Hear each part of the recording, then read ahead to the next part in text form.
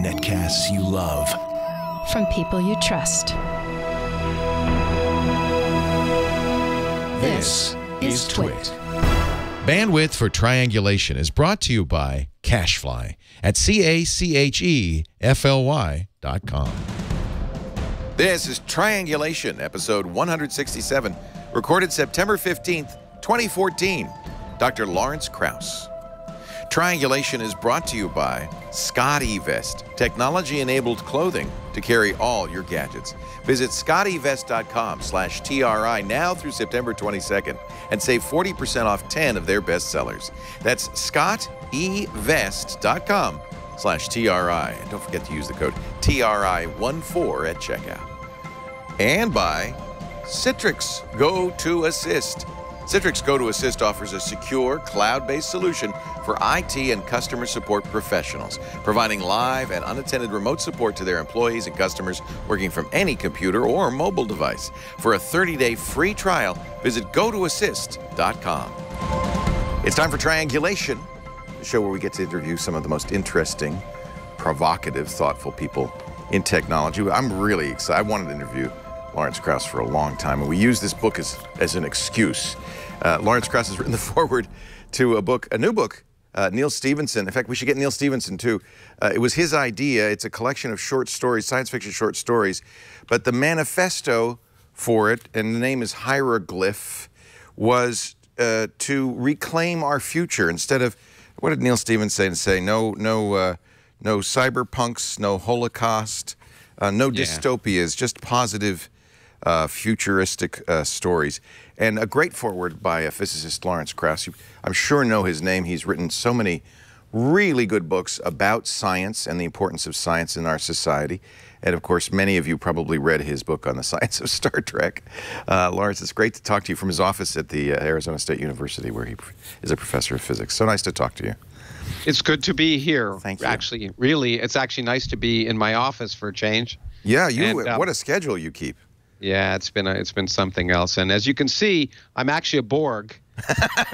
You have become the future. Congratulations. Thanks to you, I'm now a Borg. Yes, okay.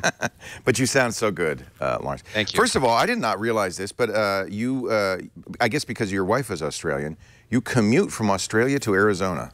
Well, yeah. I mean, not every day, but I do. I spend the U.S. summer in Australia, which is actually a good thing if you live in Phoenix. It's the winter in Australia, though. So. But given the two, I'd prefer winter in Australia. Yeah, I guess you're right. Summer. Anyway, and I come back and forth. It's actually nice. Quite easy. You just get on a plane. It's not too much of a problem. That's a good point. We're a little spoiled these days. It's really just and a it's 12-hour nice. flight. And I have a beautiful office on a mountain, an observatory at Mount Stromlo in Australia, and it's great. And because of the wonderful world we live in, which probably seemed like science fiction 30 years ago, I can effectively operate in my office here and at the university when I happen to be away, and vice versa. And so it works out well. And sometimes I bring my students there with me. We can intensively work away from the distractions of the university and then come back here. Anyway, sounds wonderful. Actually, it isn't bad. It's not bad. So you get to teach. I mean, you write so much, you talk, you speak so often. In fact, I was on an Eclipse cruise with you a couple of years ago in the Australia area. Yes. The cruise, it was a little disappointing, I think, to both of us, because the captain managed to steer himself right under a cloud the whole time. Yeah, exactly. The only cloud in the Pacific, actually, and at that time, and actually had ample warning to move the ship 100 yards, but decided. I think he was Dutch. I was going to say he was German, maybe, because he decided. Yeah. And I could understand if he was German. He picked those coordinates, and he wasn't going to move no matter what. But anyway, but I do teach. Yes. Yeah, and I'm sure your students are very fortunate. My son, who's a student at CU Boulder, actually applied to ASU because of you. He really wanted. Oh. Yeah, he got in, but I think he decided to go to Boulder for other reasons. Something to do with pretty place, Boulder. It's very snow. nice. Yeah, it's a beautiful location. Yeah. But you have inspired so many with your writings on science, and yet sometimes I feel like you're a little distraught with the state of scientific understanding in the U.S. today. A little. It depends on the day. It's unfortunate. We live in this 21st century, which is so remarkable, and we should take joy in in the things we've discovered about the universe, instead of, on the one hand, well, it's okay, I suppose being ignorant of it is maybe understandable on one hand, but it's worse because people knowingly throw it out, knowingly work to distort it. And of course, as you know, in our country, knowingly work to make sure children don't learn science for fear that it might threaten their faith. And it's so sad to me because we tend to, and in science fiction they use this a little bit too. We tend to glamorize science because of technology. Yes. But to me, what makes science so special is actually the cultural thing, the fact that it's changed our perspective of who we are and where we come from. And we don't remember the plumbing of the Greeks, but we do remember their ideas. And I think that those ideas are what are fascinating. And I think people are, well, I know people are fascinated by it when you actually expose them to it, when you overcome their fears. Here in Arizona at ASU, I run this thing called the Origins Project, which looks at everything from the origins of the universe to the origins of consciousness.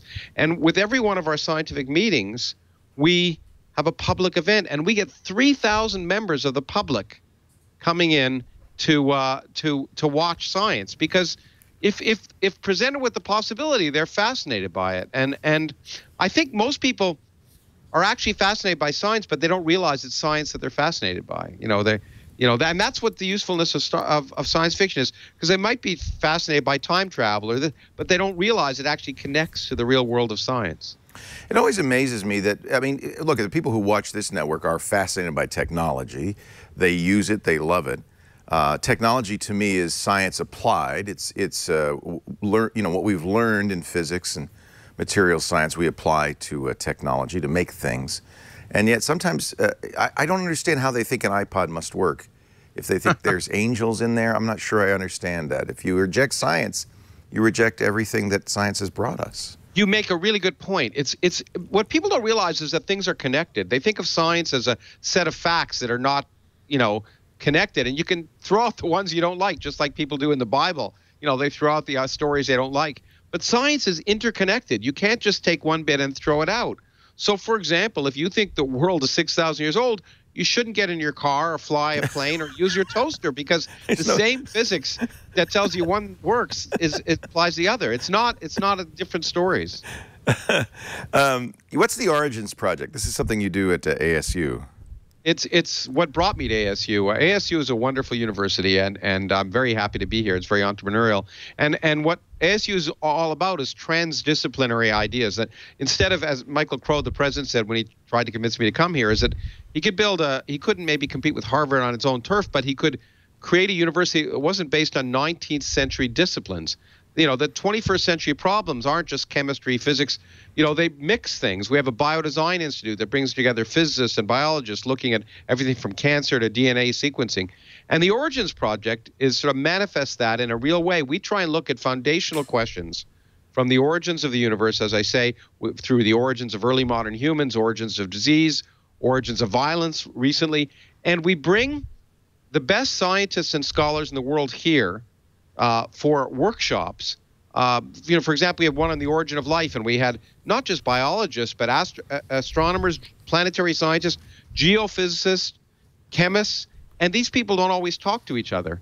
And we try and look at forefront questions and find out where we can go next. And then, as I say, because I believe strongly not just in generating knowledge, but in disseminating it, with each of those we have panels, which we generally have called the Great Debates, with the best public intellectuals in the world, and our audience here in Phoenix and around the world have realized it, because we fill it up. To me, to see 3,000 people pay to come to an evening event on science is so gratifying, and we get people now flying in from around the country. I'm just amazed that people come in from the East Coast and drive from the West Coast, and it means that people are craving this stuff, and I find it's for me it's like being a kid in the candy store, because any interesting scientific idea, we can bring the best people in the world here to talk about. This coming year, we're devoting the whole year to the year of the Anthropocene, which is the sort of the human-induced change in the world, and we're having an event on extinctions, but not the negative aspect of extinctions completely, but extinctions as creative destruction. So what opportunities? Everything from biology and biological systems to cultural evolution to actually technology, how technology can become extinct and create new opportunities from, Sony Betamax to whatever. And then we're having another event on the origins of water, again, from water as it's related to habitable planets and the search for life in the universe, which, of course, is a fascinating question that drives everyone, to the question of origin of water and the origin of life on Earth, to the modern questions of water, sea level rise, of climate change, salinity. There's so many fascinating things. So it's great. And we're having we also are initiating a new thing called Dialogues, and the first one will be I think January 15th with Alan Alda and me here at the Orpheum Theater in Phoenix. It'll be fun. Oh, that sounds great. Alan Alda has been fascinated by is an important scientific communicator in his own right. So it'll be fun to talk. Absolutely. He does the Scientific American show. So it seems like you like dialogue. You like to get into the hurly-burly of debate.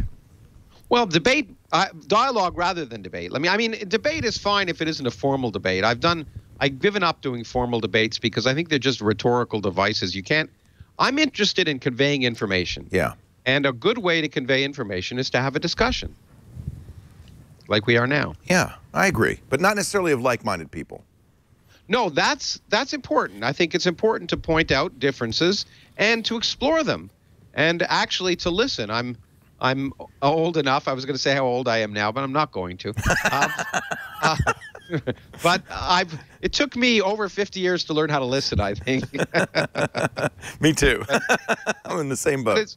It is good to get different viewpoints and confront, because again, one of the wonders for me, what science does for me is force me to open my mind, and there's nothing more exciting and enlivening than take something you thought was true and discovering it's not. That's a wonderful thing. It's not a bad thing. It means you're learning.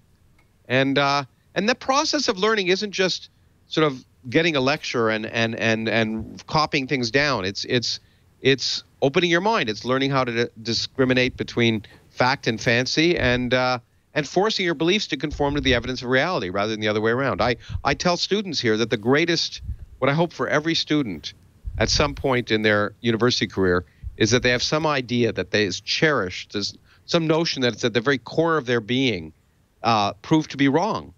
Because that's what learning, and for me, what science is all about in my scientific career. I mean, if you compare what my view of the universe now to what I thought it was 30 years ago, it's amazing how many things have changed. And no matter any idea, no matter how elegant or beautiful, if it doesn't correspond to nature, we throw it out like yesterday's newspaper. We're talking to Lawrence Krauss. He's a professor of physics at Arizona State University, author of so many wonderful books on physics, and I highly recommend you just to visit Amazon or your local bookstore. And, we can mention their names, like the physics of Star Trek, or even the more recent one, A Universe from Nothing. There we go. We got. I like A Universe from Nothing, and I love the idea of that, because that is one of the problems I think that people have with modern physics. Is it seems that the Big Bang emerged from nothing. Yeah, how could that be? Exactly. The biggest mystery of science. You know what? I'm going to close. I realize my door is open. Close the door. You can't hear the noise, but I can. So no, I'm going please do. Okay, hold on. We're going to now demonstrate an interview from nothing.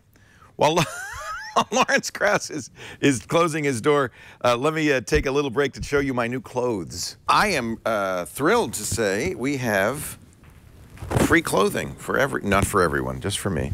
My Scott E vest. I went to the Niners game yesterday, as some of you know.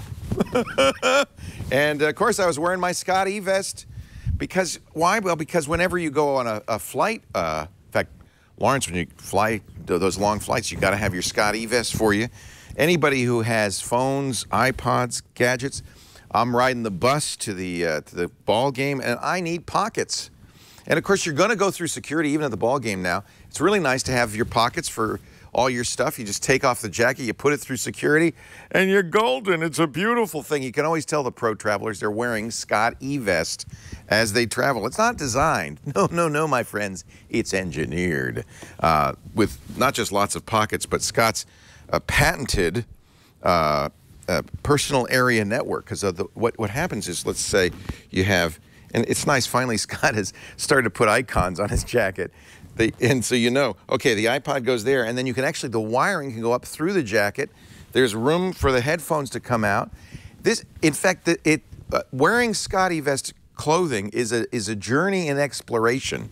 You find, I've had stuff I've had for years, and there's a pocket there. What? I didn't know there was a pocket there. They have sold over 10 million pockets as part, not just the pockets by themselves, but of course as part of the great Scott E-Vest clothing. Places to keep for travel. There's nothing better to keep your cash, your gadgets, your important documents safe.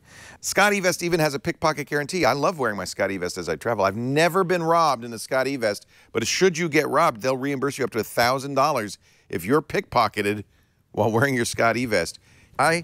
People are always telling me, oh, Leo, you shouldn't go to Buenos Aires wandering around in the middle of the night in Buenos Aires or wherever. And I've never, ever been robbed, and I travel like crazy, but I'm always wearing Scott E-Vest. Look at that. Did you see how I did that? I pulled that right out of the pouch.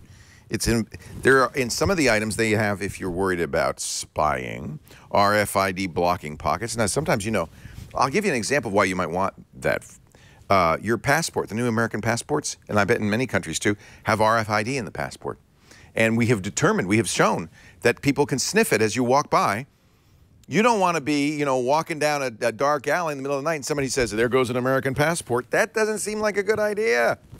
So put it in the RFID blocking pocket. Scott E-Vest is having a big sale right now. I want you to go to Scott E-Vest to take advantage of their 40% off sale on 10 of their best-selling items. You go to scottevest.com/TRI. That's SCOTTEVEST.com/TRI. And take a look at, I'm wearing the Tropiformer jacket. They've got the beautiful tech shirt there, the pack jacket. That I carry with me at all times, the pack jacket. I'm wearing that right now. It's a nice jacket, but it's also, you can pack it. Lucy, they have stuff for, look at that, you look good. This is what I saw the one you wore yesterday on Twitter. The trim matched your hair. Wasn't it was beautiful. that trim amazing? That was what you're wearing now, just in a different color. Just gorgeous. The pack jacket is a little bit lighter. And it packs up into a small little pouch you put in your suitcase. It does. It's kind of a great emergency jacket that has all the Scotty Vest technology. I took it to Machu Picchu. Ooh. Because I knew it might rain at Machu Picchu, and I had my pack jacket. Hidden cargo pants. They have ladies' clothes too. The Lucy cardigan is on sale. But you got to use the promo code TRI14, TRI14.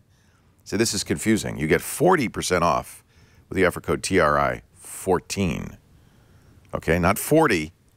You get 40% off, but the offer code is 14. TRI14. Remember that, okay? Only until September 22nd if you need some more numbers. Thank goodness everybody watching is into numbers because of the physicists, right? Yeah.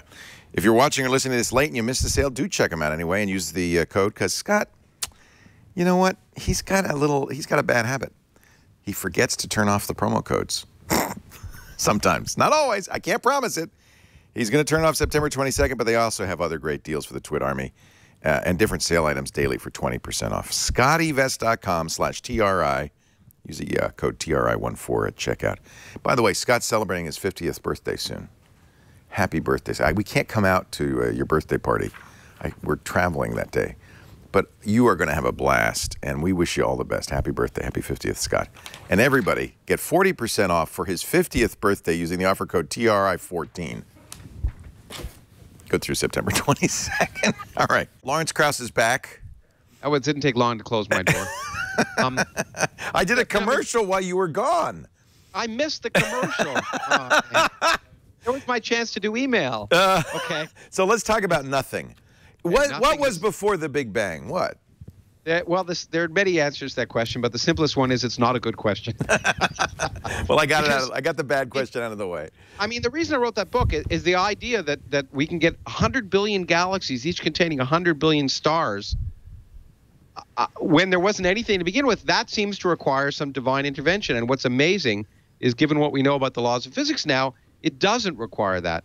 But the reason before the Big Bang might not be a good question is that as I describe in the book, it's quite possible, indeed plausible, that our entire universe spontaneously popped into existence from nothing. That's all of space, but it's also time, because in general relativity, space and time are connected. So if space emerged from nothing, it could be that time emerged from nothing. There literally was no before. time made no sense. And of course, if that's the case, we have to change a lot of our views, because everything we think of about cause and effect involves a before and after.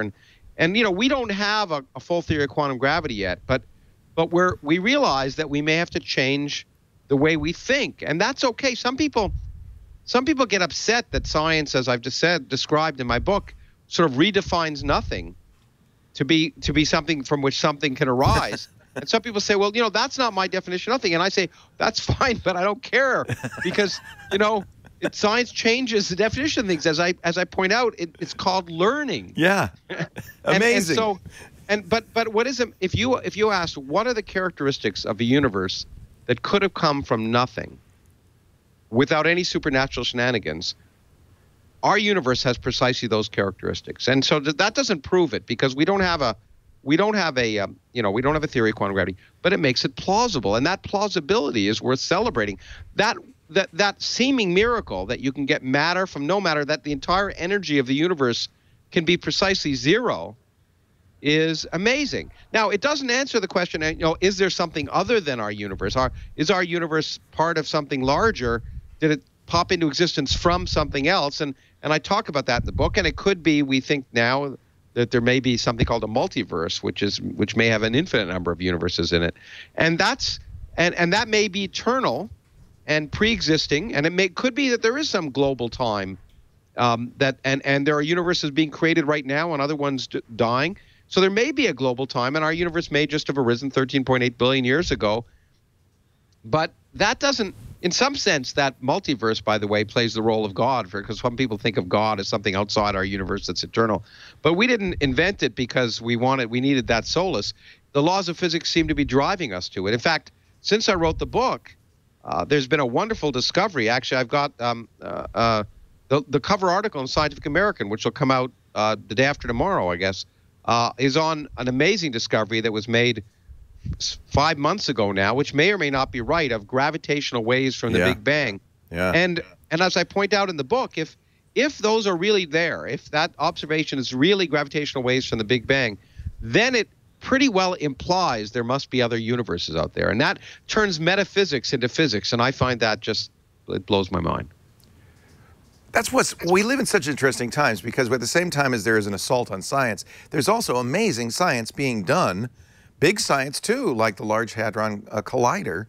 Yeah, in fact, exactly. It is an incredibly exciting time, and it's communicating that excitement that I want to do. We not only did the public pay for this, so we owe it to the public to explain what's going on, but these are some of the most exciting ideas that humans have ever come up with. And you know what amazes me is, well, there's two things that amaze me. One, that somehow people figure you can't be interested in science or even understand or appreciate it if you're not a scientist. But, you know, they don't say that about music. You don't have to be Mozart to appreciate Mozart. You don't have to be Picasso to appreciate art, or Shakespeare to appreciate drama. And it's the same with science. We can all appreciate the beauty of those ideas.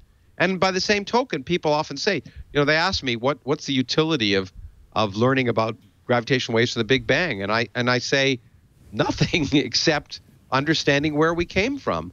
And somehow people want scientific ideas to always have utility. They always want it to turn into technology. But it's those ideas themselves that change our picture of ourselves. And you know, I'm quite proud of the fact that the research I do has no practical use whatsoever. Because more than a great symphony does, or exactly. a beautiful painting. I mean, that's exactly. Now, it's true that science down the road, even esoteric things, can become practical. In fact, as I talk about and I've written about, you know, I won't be able to, in Los Angeles, where I'm leaving after this interview, I wouldn't be able to get from the airport to where I'm going without GPS, but I couldn't use GPS if it weren't for general relativity and special relativity. Those esoteric things actually are built in those GPS receivers, which would go out of sync in about 3 seconds if we didn't incorporate that. So even esoteric ideas in science can find practical value, but that's not the reason to do it. The reason to do it is because we want to boldly go where no one has gone before. Back to the physics of Star Trek. there's so many directions. One thing that you said on the cruise that kind of blew my mind is that we are close to knowing everything. Did? Did you say that? Maybe not you. Maybe it wasn't you. If I did, then I was dreaming. You take it back? No, We've made great strides. Make great strides, but I suspect and I thoroughly hope there's a lot more about the universe we don't understand than we do. I must have misunderstood you, because that was shocking to me, too. Yeah, that gives job security to a physicist like me, who's a lot more to learn. But it's more than that. You're not going to pack up your bags and say, we're done, we got it, we're over, we'll go home. I can't imagine that's ever going to happen. Maybe it will someday, but, there may be an ultimate theory of everything. But, or as Richard Feynman said, it could just be like a cosmic onion. We just keep peeling back layers. But it's the learning, it's the exploring, it's knowing more today than we knew yesterday, and being surprised. Every day I wake up and I'm surprised if I'm not surprised. Basically, that's what we couldn't do. That's why sort of science differs from science fiction in another way. We couldn't. The universe, the imagination of the universe is much greater than the imagination of human, either scientists or writers. And if we wrote down the best possible science just based on introspection and revelation, we'd come up with a picture of the universe that would pale in comparison to the real universe, because it keeps surprising us. That's why we keep having to open up new windows, keep doing experiments, because common sense is not a guide to what is out there. We have to force our common sense to revise again to accommodate the strange and wonderful things. The universe, the expansion of the universe is speeding up over time. It's getting faster and faster and faster. There's a kind of cosmic anti-gravity. Most of the energy of the universe resides in empty space. You take a region of space and you get rid of all the particles and the radiation and everything, and it still weighs something. I mean, who would have thought of that?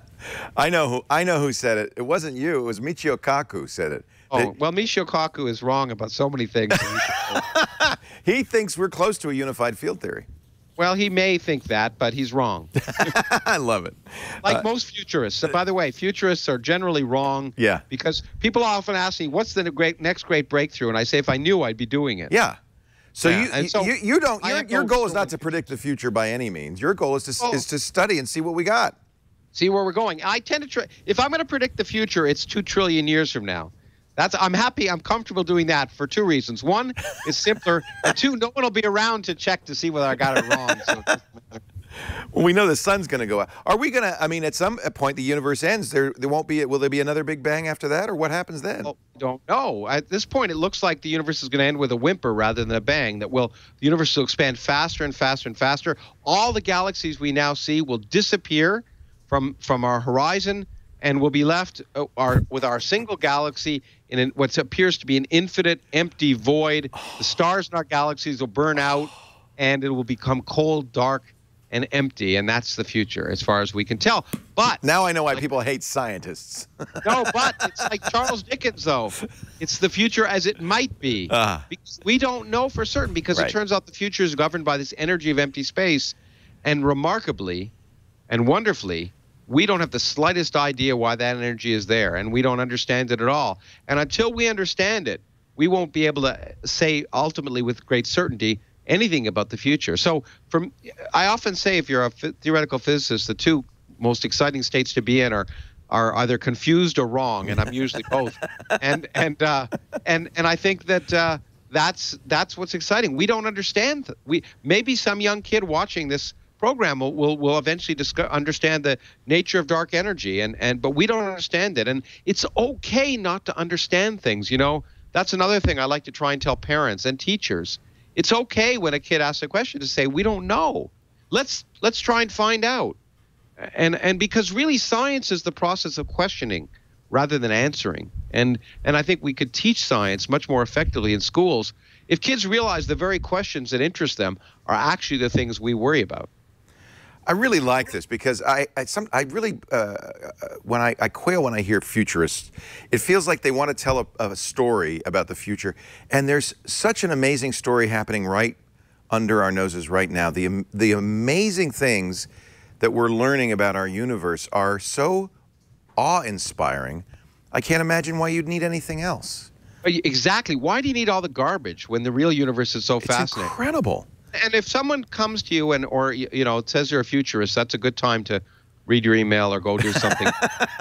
Because no one knows. These people claim, it's just ridiculous. And science fiction for some people, tries to imagine a future, but the science fiction writers of note recognize that it's not likely to be the future we live in. Yeah. It's just a possibility. And look, the real universe is about possibilities too, as is science fiction. The difference is that the real universe we're constrained to the possibilities of the real universe. In science fiction, they're not. And I think in the foreword of the book, of this hieroglyph book, I quoted Richard Feynman, who said, "Science is imagination in a straitjacket," which to me is what it's all about. It's really easy to imagine anything. It's much harder to imagine something that it might actually be real. This is, by the way, a wonderful book. And we have many, I would say everybody who partakes of our network is a science fiction fan. We talk about science fiction a lot. This is a collection of short stories called Hieroglyph. Neil Stephenson was the inspiration for it. We love him. And, of course, Lawrence Krauss wrote the foreword. And one of the things you debunk in the foreword, which I like, and I'm guilty of disseminating this myth that scientists are inspired by science fiction, sometimes even to invent things like the flip phone because they saw it on Star Trek. We're working on the tricorder now, right? Well, there were some. The flip phone, in fact, was probably designed because it was seen on Star Trek. But there are very few things where there's that kind of causal relationship. Science fiction is often wrong because, the real world surprises us.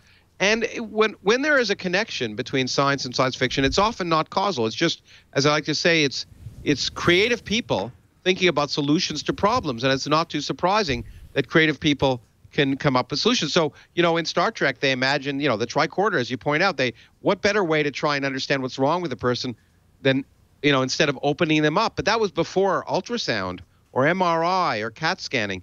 So doctors and scientists have the same idea. It's good to try and diagnose people without opening them up, but in the real world, we have to actually invent ways to do it instead of just producing a little box. And so what the connection between science and science fiction, I think, is not causal. It's inspirational. Yeah. It's that just as I think science can inspire people, science fiction can inspire people, and in fact, fiction can inspire people. And as I said in the foreword, it's in the physics of Star Trek, Stephen Hawking, who wrote the foreword for that book, said science fiction helps inspire the human imagination.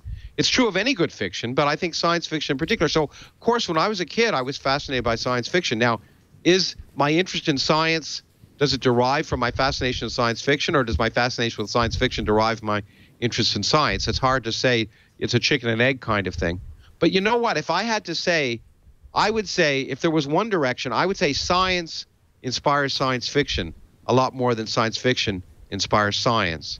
And I think in some sense that's characteristic of the stories in this book. They're trying to they're just beyond the present. They're inspired by what's going on in science today to think about what might happen next. Do you still read science fiction? Not a lot. I mean, obviously, I read the stories in this book. I find the reading about the real universe just much more fascinating. So yeah, I used to read. I used to read a lot of science fiction, and now I don't have much time for fiction in general anymore. Right. I actually tend to. What's interesting is before I write a book, a nonfiction book, I tend to read fiction. I think maybe to inspire my writing. I don't know. So that's the odd time when I'll pick up fiction, be it science fiction or something else. So I'll pick it up every now and then. But I'm not. Even though because of the physics of Star Trek, people think I'm a science fiction addict, and I'm not. I enjoy good science fiction, like I enjoy good fiction. But it's but really the real universe is, as I say, is for me more fascinating. And I, given the limited time I have, I try and read about reality, if I can. And nowadays, reality somewhat sounds like science fiction with the Higgs boson. I want to talk a little bit. You did the best job of explaining what that meant and what it means. And of course, it's close to your field of dark matter. So, well, it's yeah. I mean, it's a subject actually so important that I wrote about it in the Times and a few other things. And I've actually, in some sense, it's the heart of a new book I'm writing, which will go beyond a universe or nothing, from the large scale to looking at questions of why are we here instead of why is there something rather than nothing. And the discovery of the Higgs boson is the capstone of one of the greatest intellectual adventures that humanity has ever taken, and we should celebrate it. And it says something remarkable. It says that there's this invisible background of this field permeating all of space that we can't see, and it's here by a cosmic accident, but it's responsible for our existence. One more bit of evidence that there's no purpose or design to the universe, that we're here as an accident, so just get over it. Lawrence Krauss is our guest. He's director of the Origins Project at the Arizona State University, a science writer, a scientist himself, and wrote the foreword for this new book of science fiction short stories about visions for a better future. No dystopia in here. It's called Hieroglyph, and boy, Rudy Rucker, Neil Stevenson, Bruce Sterling, Cory Doctorow, David Brin, Elizabeth Bear, some of my favorite writers in this book. It's great short stories if you like science fiction. They're not all, I should say that they're not all, mom and apple pie stories. It's not as if there are some stories in here that are pretty creepy. Yeah, that's right. Not just happy stuff. Hieroglyph is the name of it. We'll have more with Lawrence Krauss in just a moment. Want to tell you a little bit about something from Citrix. We talk about Citrix products a lot. They're so great. And I don't think we've mentioned Citrix Go to Assist in a while. I hope you know about Go to Assist. If you don't, you ought to. If you're in IT or you're doing customer support, you need to know about Go to Assist, the #1 global market leader in remote support. Managing your company's IT support needs not easy. You have my deepest sympathy, especially if you have remote or mobile employees. You got those urgent tech support requests. You got to handle them. You got to get it done. And of course, nowadays, security, you got to keep your network security all the way up, turned to 11. That's why we use and recommend Citrix Go to Assist, the #1 global market leader in remote support. It's cloud-based and gives you all the tools you need to get the job done, including, of course, remote support, live and unattended, which is nice. Remote support to any computer or mobile device. You can screen share with employees. That reassures them often. I do this with my mom. I'll fire up Go to Assist. She says, I just love watching you mouse around. I'm not kidding. I'm not making this up. It helps her see what I'm doing and know what I'm doing, and she can give me feedback in a little chat screen or on the phone. And of course, you can use Go to Assist apps to deliver support anytime, anywhere, not just from your computer, but your iPhone, your iPad, and your Android device. Very easy to use, sets up in less than a minute, whether you're supporting one person like your mom or 10 employees or even 1,000. If you work in IT, you gots to try Go to Assist. It is the best remote support, the service desk, the mobile device support. It's just fabulous. Try it for 30 days free. I love this change management, by the way. This is always an issue. What has happened to this machine? You can keep track of what's been going on. And if you're pushing out hot fixes, and you can keep track of those in the release manager. They got lots of tools, all in the cloud, all easy to use. Visit gotoassist.com, click on the Try It Free button now. And after your free trial, if you purchase Go to Assist before October 31st, use our special code, GoToAssist3030, and you'll get 30% off the monthly rate. Now, that's a good deal. We didn't even put that on the screen. 30% off the monthly rate if you buy before Halloween. Go to Assist 3030. Go to Assist 3030 for that deal. That is a good deal. It's kind of a secret. Our guest is Lawrence Krauss, physicist, author. All right, I'm going to give you the books here because Lawrence wants me to give you the A Universe from Nothing. Before that, Quantum Man, the story of Richard Feynman, who I love Feynman's writings. Of course, he did a lot of writing himself. Inspired. I mean, one of the reasons I write books is that I was inspired as a young person by scientists writing about science, from Albert Einstein, Isaac Asimov, and certainly Richard Feynman, who was an inspiration to many of us. And so I was kind of honored when they asked me to consider writing a book about the science of Richard Feynman in terms of making it a scientific biography. And it wasn't an easy task. I figured it'd be exciting because I could read all of his papers and really work through it. But I'm very pleased with the outcome in the end. It was a labor of love, but it was wonderful. Quantum Man. You know, it's funny now that you mention it. I grew up reading not science fiction, sure, but a lot of science. George Gamow. George Gamow was great. I read every one of his books as a kid, and they totally inspired me. Me too, exactly. George Gamow, and he's underappreciated. He was a great scientist. He could have won at least 2 Nobel Prizes for very much involved in quantum mechanics, and also the Big Bang. He was basically a person who helped realize how to see if there was a Big Bang. And I think he was taken less seriously because he liked to popularize and also write some science fiction too. But and it's unfortunate because there was an era of people who tried to popularize are taken less seriously. And I think Carl Sagan helped change that a little bit. And anyway, I popularized because for me, as I say, I'm returning the favor. Maybe some young kid will read my work and be inspired to become a scientist, and as I was, and it's fun, and so I don't really care whether people take me less serious. I like to think that my science stands on its own, so I don't have to worry about it. Do you think Gamow is out of date? I mean, 1, 2, 3 Infinity was written in 1947. Do you think he's out of date at this point?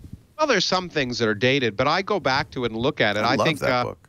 I think quantum mechanics is as mysterious now as when he first wrote about it. I mean, we've learned a lot, and we're actually doing experiments that allow us to illuminate the weirdness of quantum mechanics, quantum teleportation, maybe quantum computers. In fact, Feynman was one of the first people to think about quantum computers, and the reason he did it, he said, was so we could understand quantum mechanics. And here's the guy who helped develop it. Because quantum mechanics is so strange that we really can't get an intuitive picture of it. We can understand the mathematics of it, we can make predictions, but it's because we grow up as classical human beings, we don't have that intuition. And so Gamow and other people who try and sort of point out quantum weirdness, that's as modern now as it was when he wrote it. Yeah. Oh man, I got it for my kids, so I don't know if they really appreciate it, but they did get a love for science, so I'm happy that well, that's something. good. Then you're doing, as my friend Steve Weinberg says, you're doing God's work, and he's an atheist just like me. So. So that's really confusing, actually. Yeah. Anytime I confuse you, I'm doing my job. Well, one of the things, okay, debunk this for me, because one of the things that strikes me is that modern physics really is math. And, you say we're classical human beings, we're humanists. It's hard for us to understand something that is only expressed in a formula. We want a picture, a metaphor, we want some sort of symbology that we can get. Well, we can, you're right. But, I wrote a book, one of my books, Fear of Physics, and I'm going to elaborate on it at some point in the future, points out that, we tend to think of math as a handicap, but it's actually, like baggage, it can be useful. The trouble is we learn mathematics from mathematicians, which is awful. Because in physics, numbers mean a whole different thing. Right. And they allow us to get a kind of intuition that we wouldn't get otherwise. You're absolutely right that at the forefront of science, we need math. And when I read a popular book, I don't use math. So I'm always compromised at some level. But math leads to pictures. And pictures are good approximations. I think pictorially when I'm doing my science, before I do math, I think I tend to visualize it. It depends on the individual. Some people think in terms of equations. I tend to think of things in a very physical way and then find the appropriate mathematics. How interesting.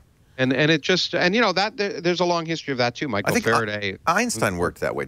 Wasn't he visual? Well, yes, probably. But I don't want to make any comparisons between myself and Einstein. So thank you very much. I will. I'll do it for you, Lawrence. No, Thank you. But it always amazes me that somebody can do thought experiments or just stare into space and think about this stuff. But we all do it. We all do it at some level, and it's fun. We all do thought experiments. You do a thought experiment when you're crossing the street. You look at a bus coming, and you do the thought experiment. Well, let me see. If I walk out at this speed, what's going to happen to me? Yeah, that's true. And so we're all doing science at some level, and thought experiments are fun. They sometimes are confusing, but that's the other thing that frustrates me is people, when it comes to science, people don't want to think. It's like thinking is hard, Lawrence. No, but it's fun. As a writer, I try not to read reviews, but let me give you an example. So, say in the New Yorker or some well-known humanist kind of journal, you'll read a review of an economics book by, say, in the old days, John Kenneth Galbraith or whatever, and the guy will go on for pages and pages and pages talking about the stuff as if they understand it. But a science book, good review is, it boggled my mind. and so can you imagine someone writing a review of John Kenneth Galbraith saying, that was a fascinating book, but I didn't understand any of it. And we allow ourselves to that out when it comes to science. But if we're trying to read political science or history or economics or any of those things, psychology, where we say, no, we have to puzzle through it. If this guy is trying to explain it to me, I want to puzzle through it. Well, I think the same is true of science. We can puzzle through things. Sometimes it's hard, but it's worth it. It boggled my mind. You know, to be honest, the economics also boggles my mind. So It should. I just came from Europe. I was in China at the World Economic Forum, and every time I'm at an economic forum, anyway. I'm just a physicist. I don't understand the science of economics. Let's not call economics a science, shall we? It's a disservice to the rest. It's a certain disservice to the rest of science. I agree. So let's not talk about economics. I'm glad to hear you're updating Fear of Physics, because that's one of your first books. It's an early book of mine, and I've updated once, but I think I'm gonna do a kind of different take on it after this next book, which will be. Tell me about the next book. It's about the Higgs boson, or? Well, it's about. I never want to talk about my next books till they're done, but I'll give you a title. It's called, which again I don't think I have done in public, but it's called The Greatest Story Ever Told So Far. Oh, you're so mean. You had to put the dig in, didn't you? Yeah, but it's about as I say, it takes off from a universe from nothing, and looks instead of looking outside, it looks within. And it's a wonderful story that I'm very excited about, and it's a story, and science is a wonderful story, and I'm hoping to get people excited and put the modern developments in context, and as I say, try and address those kind of questions. As I say, the universe of nothing addressed why is there something rather nothing. And in some sense, I want to address the question, why are we here? Which is another pseudo-religious question. And take it away from religion, which doesn't add anything. And I'll tell you some myths. I'll tell you some stories that makes you feel better. Yeah, that's the point. If you want myths to make you feel better, I understand it. But you know, one of the things I say, and people, sometimes I'm hesitant to say it, but it's true, is one of the purposes of science is to make us uncomfortable. Because it's only if we're uncomfortable that we're learning, that we're opening our minds. If we don't want to open our minds, we'll always be comfortable. We can stare at our navels and go forever. Mm-hmm. But part of the joy of living is to learn, is to expose yourself to new things, you know. And there's a magnet. I hate kind of trite sayings, but there's a magnet on our house in Australia that I put on from stepdaughter. It says, you know, it's an old saying that a ship is safe in the harbor, but that's not what ships are for. Oh, I like it. That's beautiful. Yeah. It strikes me you're a brave person. Any physicist is a brave person in a way that some people aren't, because you're willing to do it's hard to think about this stuff. It's hard to confront the unknown. It's hard to sail that ship out into the harbor, and you have to have a certain boldness of mind and spirit. Did you have that sense that you were being brave? Was there a leap of faith that you had to make, that I'm going to do this, or does it just come naturally? Well, I think. Well, you have to teach your brain muscle to work that way? Oh, I mean, science has trained me to be able to accept being wrong and to realize that. That's something people don't do. But I think I do science because I enjoy it. If I didn't enjoy it, I wouldn't have done it. I mean, some people pretend they're trying to save the world and they become scientists, but we become scientists because it's fun and it's something we're good at. And so I never thought of it as brave. I thought of it as exciting. Yeah.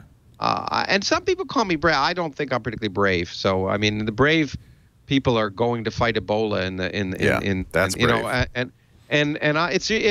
It takes some intellectual bravery, I guess, to be able to open your mind and go to new places. But it's exciting.